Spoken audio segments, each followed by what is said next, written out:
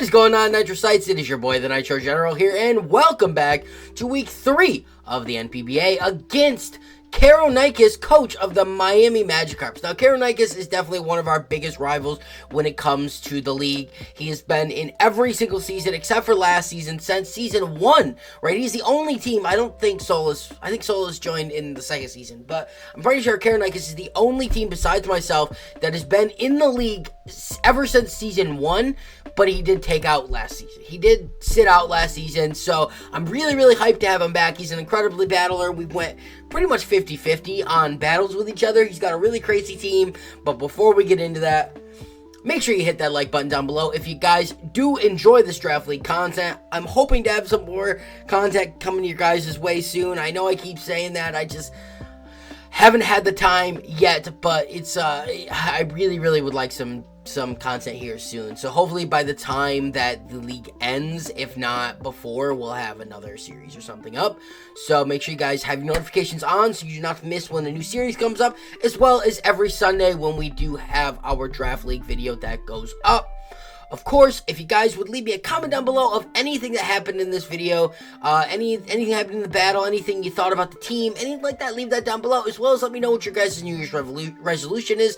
If you guys have one, let me know what your New Year's resolution was, since, you know, this is going off after Quitter's Day, which is the second Friday in January. So let me know what your New Year's resolution was if you've already quit it, or let me know what it is down below. I know I said that in last week's episode, so if you already commented on it, I don't know, help out engagement, comment it again. Obviously, share this video with your friends and help out the watch time by watching the video in its entirety. I would really, really appreciate it. Helps out the YouTube algorithm, push it to other people who might enjoy the content. But with all that out of the way, let's get right into his team. So, like I said, we are fighting Nikos this week. This is his team. He's got an incredibly scary team.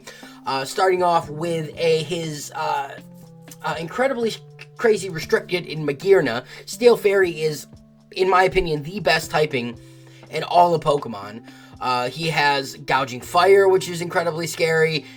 He's got Rotom.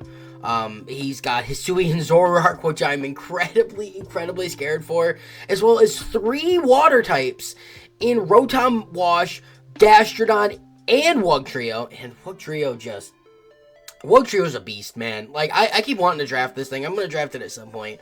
But, Gastrodon being one of his Terra captains, being able to Terra Water is incredibly scary. And then he's got his signature Flamigo that he always drafts every season of the NPBA. Since Gen 9 has come out, he's drafted Flamigo, which is a really good typing, being able to Terra Flying, Terra Bug, and Terra Electric. I do believe he's probably going to bring Gastrodon this week for Walking Wake, and I'm almost guaranteeing you he's probably going to be Terra Poison in order to escape Venusaur's grass type moves, right? I can almost guarantee you that's what he's going to be, but I do not know. If he does end up tearing Flamigo, then it is what it is. But we are not bringing Groudon this week. We just aren't. I struggled with this for a while because I really wanted to bring Groudon this week. I really thought that it was a really good pick, but I could not justify it. I could not justify it because of the fact that he has 3 water types. Yes, we do have the ability to set up Drought, and yes, that does essentially make his water type moves neutral against Groudon, but here's the thing. Sun's gonna go out. Like, that's just the point. If he had 1 water type, it would be ain't no thing but a chicken wing. But, like, 3 water types? This dude is like, it's like me bringing a tank to a dude with like 3 different dudes with a rocket launcher. Like, once that shield goes down, I'm screwed. So, like, I don't want to be in that position where he just stalls out Sun and then he can just demolish our team, right? Again, even if it was just maybe 3 water types, maybe I still would have conserved it. But you see that second Pokemon that I mentioned, that giant Paradox Mon with that giant shield on its head? That is Gouging Fire, right? That thing also gets photosynthesis.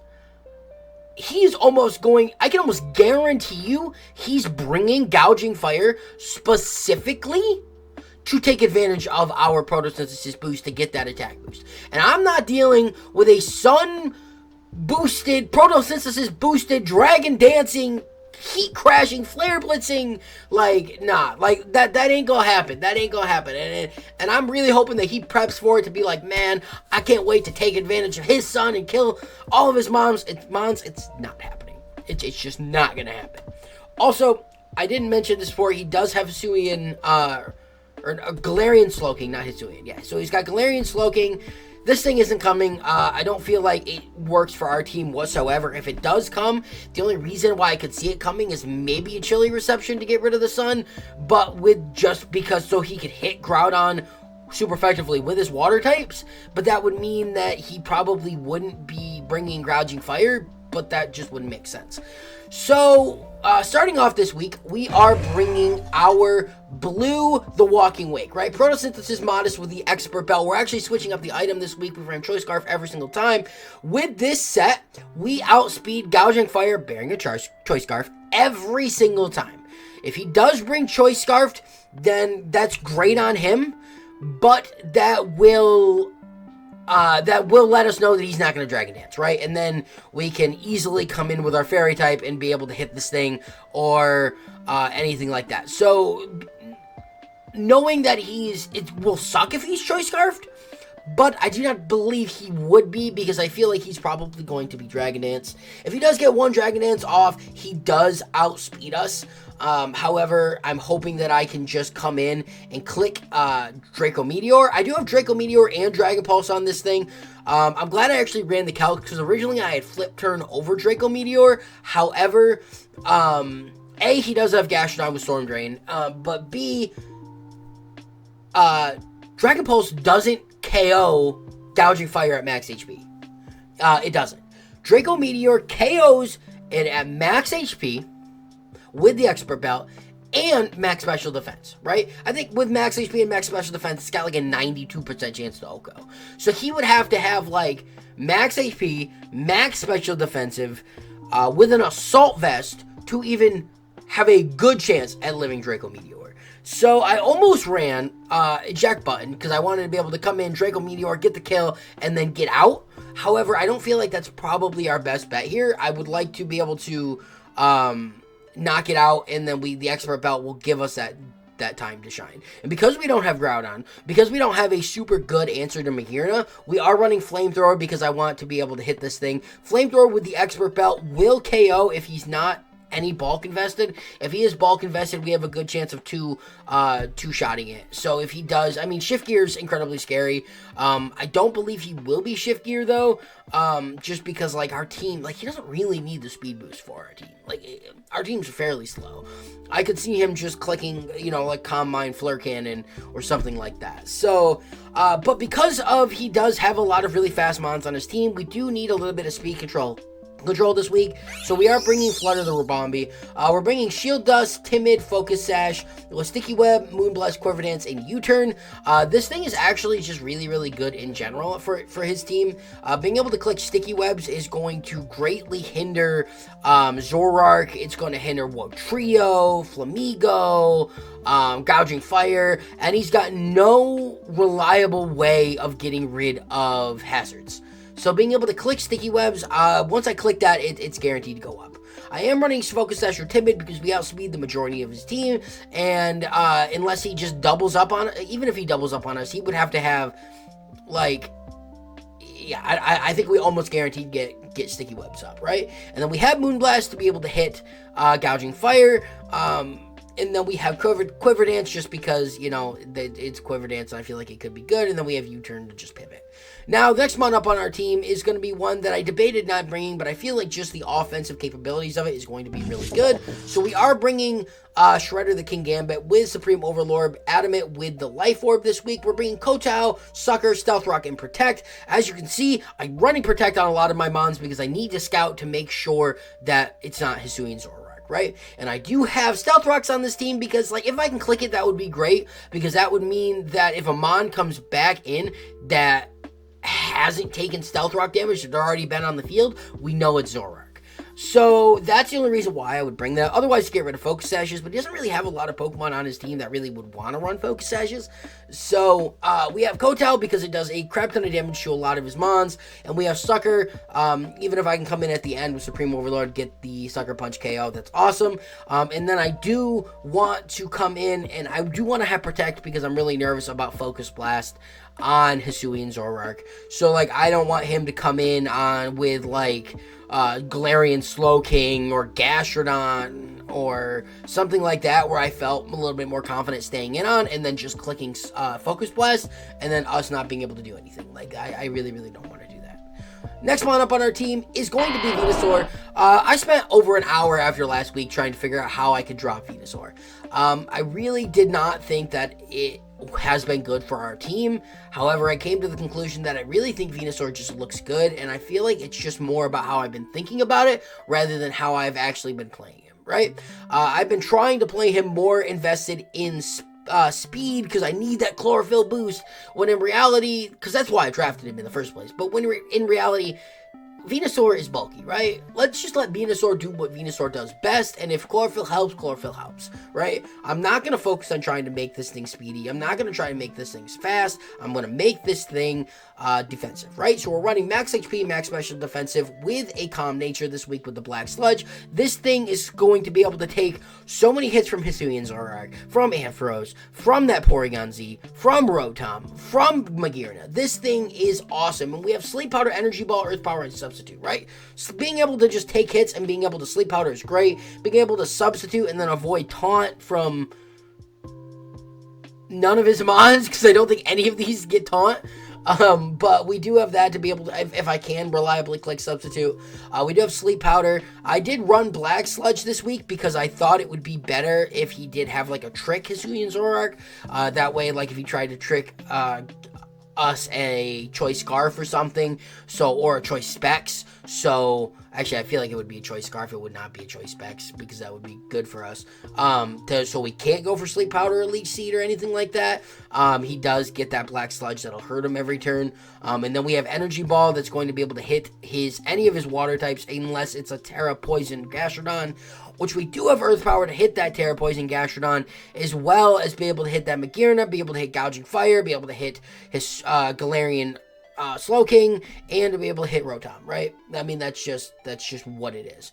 This thing, I think, is going to be really, really good for us this week. But next up, we needed to bring our Frisk Typhlosion. As you can see, we are Terra Grass, which means that we did use one of our transactions to change type 1 of Typhlosion's Terra types from water to grass.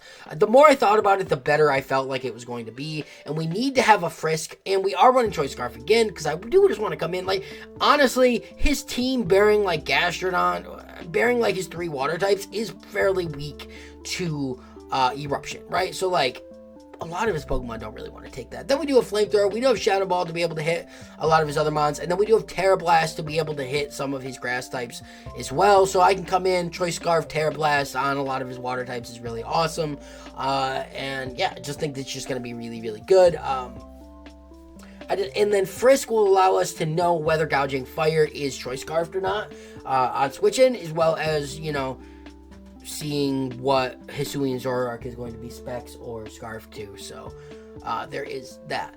And coming in last on our team, we are bringing him back, the MVP from week 1. We are bringing our Ursaring, Teddy the Ursaring. We have our specially defensive wall we have our physically defensive wall in, no, these are both very specially defensive, right? So we have Ursaring with Terra Normal. I don't think I'm going to click Terra Normal on this thing. It would only be a last resort if Typhlosion had went down before he Terra'd. But we do have High Horsepower, Crunch, Body Slam, and Close Combat. We have 2 very, very special defensive walls on our team this week to be able to take a lot of those hits. High Horsepower is just going to be really, really good for his team. Crunch is going to hit that Hisuian Zoroark.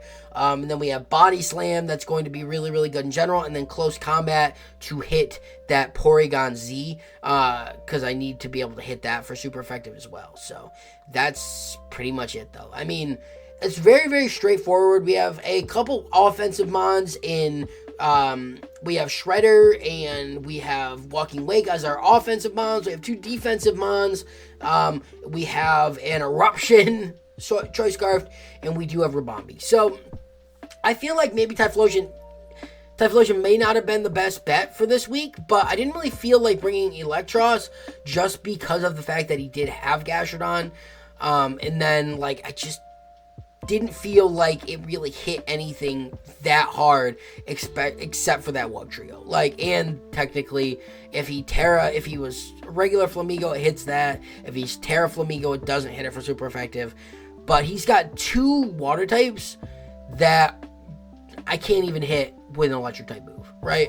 So the only mons that I would really be able to hit super effectively is that Jumpluff, is that Wugtrio, and a unterra'd or Terra Flying Flamigo, right? That's it. He's not really going to be able to do too much else. I can't believe I haven't brought him yet, but yeah, that's the team. I mean, if I had to pick a 6, I think he's going to bring, I'm going to say it's going to be Magearna. He's going to bring Gouging Fire. He's going to bring Rotom Wash. He's probably going to bring Gastrodon. He's probably going to bring Hisuian Zoroark. And then I think it's either a toss-up in the air between Porygon Z and Wugtrio. The only reason why I think he would bring Wugtrio is to try and get some fast hits off. But I could also see him just bringing Porygon Z instead of that, just for like spec or just to hit like some damage. So, but that is the team, guys.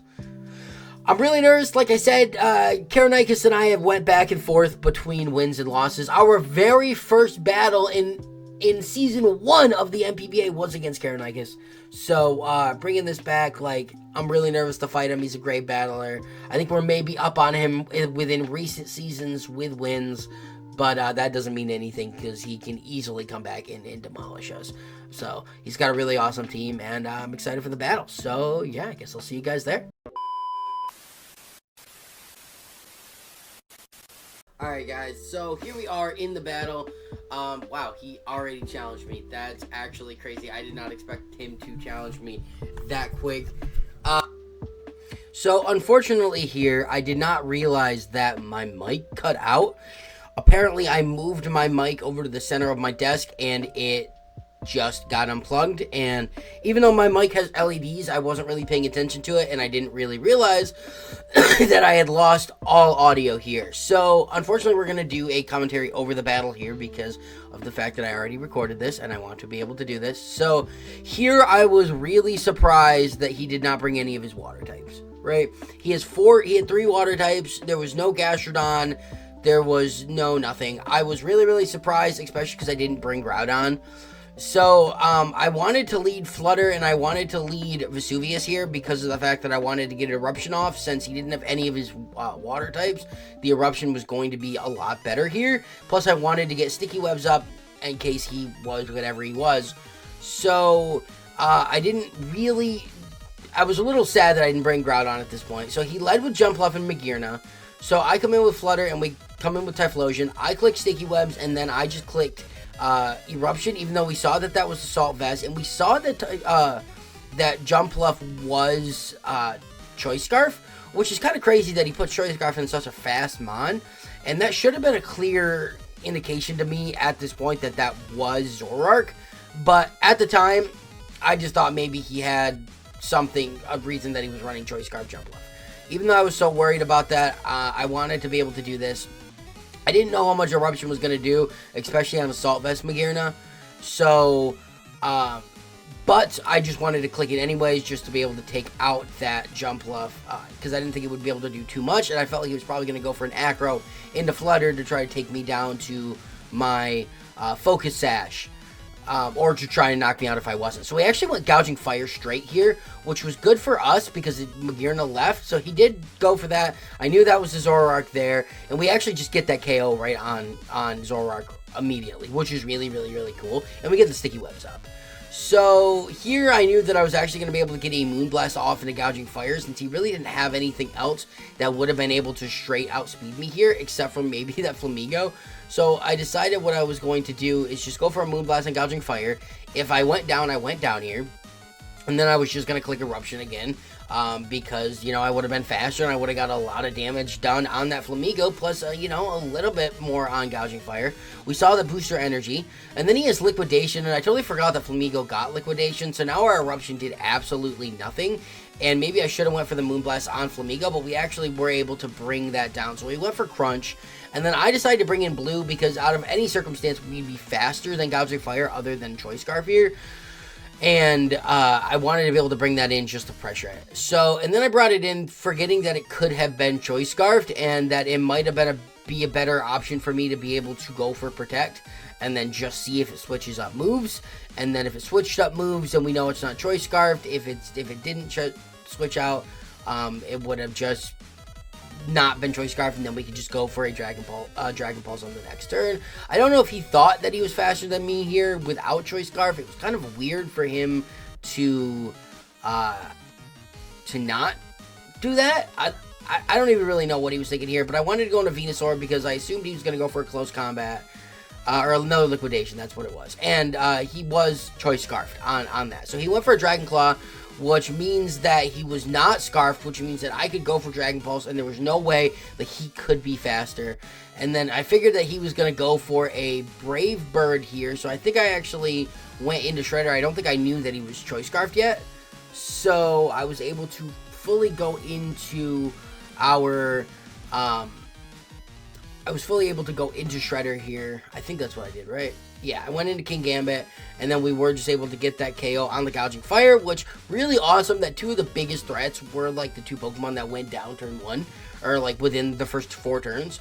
So getting rid of Gouging Fire was really, really good for us, and getting rid of Zoroark was really, really good for us. So then he comes back out with Jumpluff here, and then he gets into Mag, and Jumpluff's actually heavy-duty boots, so he does not get that drop. Here, I felt like it was probably better for me to go for a Flamethrower into Mag. I kind of forgot that he was Assault Vested. So, at the time, I was like, it's going to do like half, right? And then I was like, I'll just sack Luffy, goes for a Flare Cannon. And then I would go for a Kotao into Jumpluff. And then he put that he actually was Tail Whip instead of Tailwind, which I don't think would have mattered too much, but we were able to get actually a really, really a lot of damage, especially through that Reflect. So Blue actually went down here. I could have went Venusaur actually, but it was what it is. So I went Ursaring here because I wanted to go for a high horsepower into Mag, but I didn't know if he was going to switch out or not.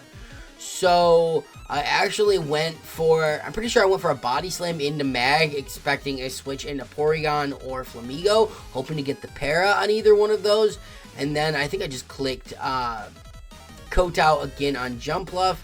I was really just trying to see if he was actually going to switch out on Mag or not.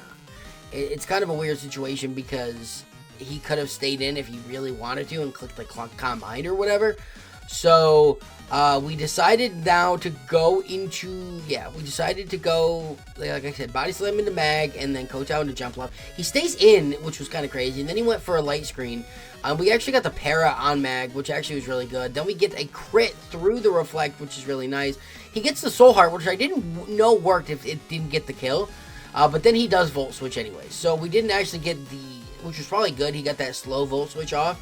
So now he can easily go for close combat into either of my Mons here, and that's what I was really worried about, and I didn't really know which one was better. So I felt like if I went, or I felt like he was probably going to go for close combat into Shredder here.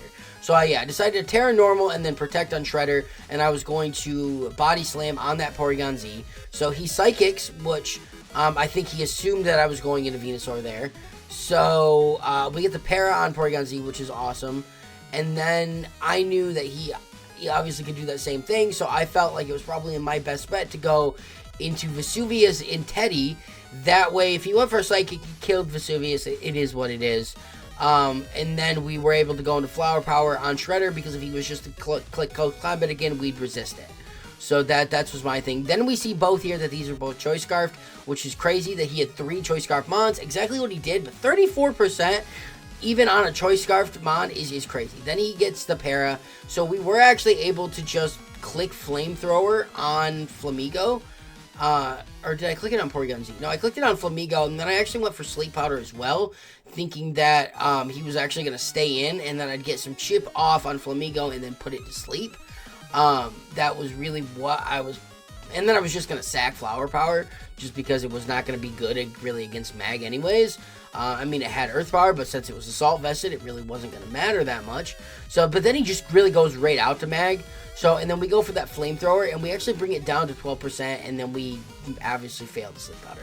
So then he psychics and doesn't kill flower power, which is really awesome because we are especially defensive. And then I was able to just get the KO on flamethrower on Mag. And then I was able to just click Energy Ball on Porygon Z if I wanted to, just for some chip. And so here he goes for, I can't remember what he went for, but Vesuvius is just going to kill Magearna anyways with Flamethrower. So we actually get rid of Magearna, which was really, really awesome. And then I was able to bring that down to 7% with that. He does KO Flower Power, but then we are able to just come in with Shredder here. Or no, I think I went with Teddy, because the thing is here is that at the time I was like, he's Choice Scarf, so if he went close combat into Teddy, he couldn't touch, like, Vesuvius KO's Porygon Z here. So I was like, if he went for close combat, he could not touch Vesuvius, and then he'd get the KO on Teddy, and then we would be able just to sweep there with Vesuvius. But if he went for Brave Bird to kill Teddy and Vesuvius, he wouldn't be able to kill Shredder. At the time, I totally forgot Flamigo actually got access to Scrappy. I don't know why I forgot this, but he actually did go for Brave Bird. So that was probably our best bet. Psychic did not do anything because we're especially defensive. And then I come in with Shredder here, and it's just, a Sucker Punch and a Body Slam, and we get the win. Right? That's obviously what it was. There was nothing else that we could do. He would not have been able to get anything more, especially because there was no way he would have been able to touch Shredder since he was Choice Scarf Psychic. So even if he was able to kill Teddy somehow, we were able to just be able to click buttons. So yeah, I mean, this was the end of the battle. So week 3, I mean, getting another win this early in the season is awesome. That means we really only need one more win in order to guarantee us a spot in playoffs, I believe. So he wanted me to save the replay for the Discord channel for the league, which was awesome. So we got that. Here I was really just talking about how disappointed I was in Venusaur. Venusaur is just a really it looks so good on paper, and then just is not good anywhere else. I really thought it looked really, really nice. I really thought that it would have done well, but I mean, it took a couple hits, but overall, it just really didn't do anything. And at this point, I said that if it was still on the team next week, I would be surprised. I'm going to do my best to try and figure out what I can do to try and figure out a better team. Like I said, I think I said this in the team builder, like I felt like it was me playing Venusaur wrong and not Venusaur just being a bad mon. But once again, this is 2 weeks of Venusaur just not doing absolutely anything. And I absolutely hate that I have a mon like this that is just disappointing me 2 weeks, like 3 weeks in, and he's disappointed me 2 out of the 3 weeks that we've battled because I brought him 2 out of the 3 weeks. So, granted, he really didn't do anything. Here I was looking for, to see actually how much attack Flamigo had, base 115 attack, to go for a non-banded, right? That would have been base 361 attack on a resisted mon, even though we were especially defensive and not physically defensive, we still had max HP. So that's just absolutely crazy, and I still feel like it should not have done that much. It should not have done 38% damage to Venusaur at full. That's crazy.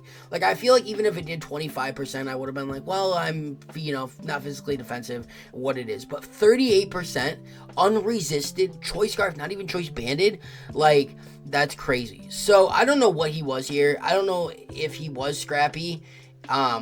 If he was Scrappy, then it is what it is. But he just didn't go for close combat at the end, but he was most likely co-star, maybe hoping that I would go for, I don't know, a setup move or something. So, but that is pretty much it for this week, guys. I think I just talked a little bit here more about the battle itself. I don't really think there was anything else.